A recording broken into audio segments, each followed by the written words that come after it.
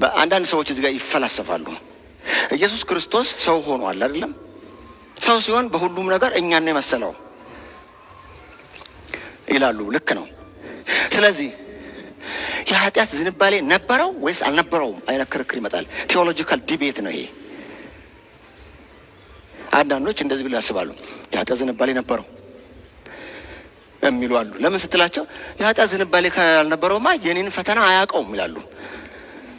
አያቸው ክርክሩ ማለት ነው። ስለዚህ የኔን ፈተና ካላወቀው እኔን ሪፕሬዘንት አያረገኝም ይላሉ ማለት ነው። እኔን አይወክለኝም ማለት ነው። ሌሎቹ ደግሞ ምንም የኃጢአት ዝንባሌ የለውም አልነበረውም ይላሉ አንዳንድ ወገኖች። ለምን ስትሏቸው የኃጢአት ዝንባሌ ካለው በአስተሳሰቡ ይረክሳል ማለት ነው።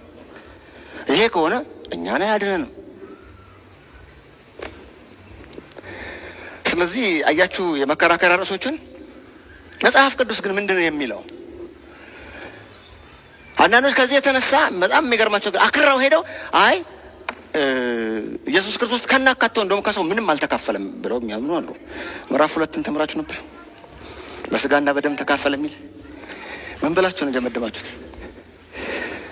ይቅርታ፣ ኢየሱስ ክርስቶስ ከድንግል ማርያም ስጋ ተካፍሎ አልተካፈለም? ሳይነጋ ግማሹን ያመነው ወይስ አልነበረም? ግማሽ ተካፈለ የሚል አለ አይደለም? ስትማሩ ምዕራፍ 2 ላይ ተካፍሏል ይላል፣ ግን አልተካፈለም። ለምን አሉ ያላችሁ ከተካፈለ ኃጢአተኛ ስለሚሆን ብለው ስለሚፈሩ ከናካቴው አልተካፈለም ብለን ብንገላገል ነው የሚሉት።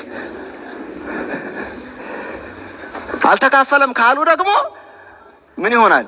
ከናካቴው ሰው አይደለም ማለት ነው፣ እኛን አይመስልም ማለት ነው። ችግር ተፈጠረ። ስለዚህ እንዴት አድርገን ምን ሊንክ አለው?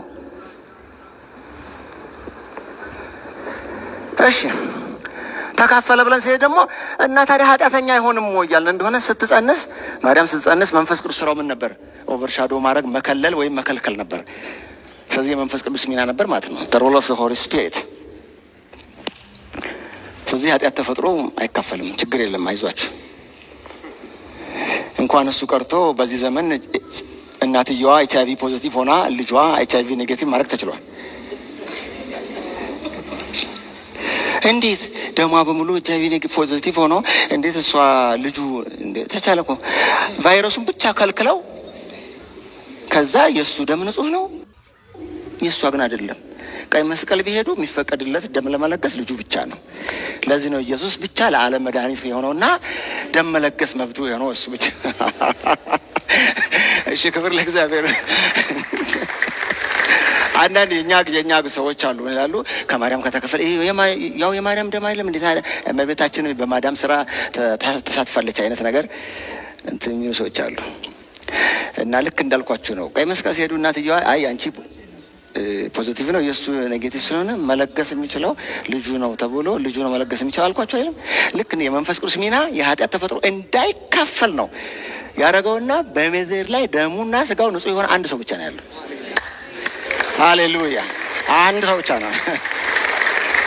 እሺ ህሊና አለው፣ አስተሳሰብ አለው፣ ልቦና አለው፣ ስጋ አለው፣ መንፈስ አለው፣ ነፍስ አለው። እንዴት ታዲያ ከኃጢአት ንጹህ ነው? መጽሐፍ ይላል ከኃጢአት በቀር ነው የሚለው።